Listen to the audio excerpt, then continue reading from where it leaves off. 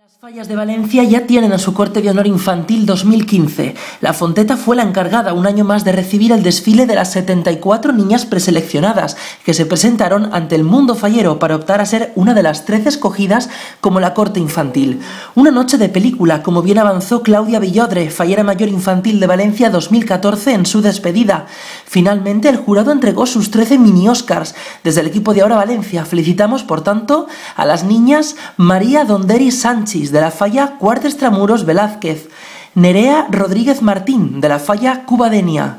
Lucía Esteve López de la falla Juan de Aguiló Gaspar Aguilar, Alejandra Espinosa Torao de la falla Palleter Erudito Orellana, Aitana Alfonso Flores de la falla Ripalda Beneficencia San Ramón, Loreto Sánchez Ferragut Calvet de la falla Avenida del Oeste,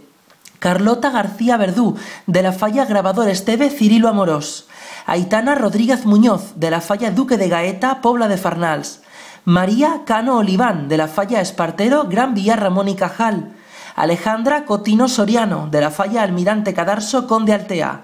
María Andrés Alcañiz de la falla Archiduque Carlos Chiva, Lucía García Esteve de la falla Albacete Marbá y Loida Vicedo Flor de la falla Conde Salvatierra Cirilo Amorós. Esta es la corte de honor de la fallera mayor infantil de Valencia 2015. Enhorabuena a todas.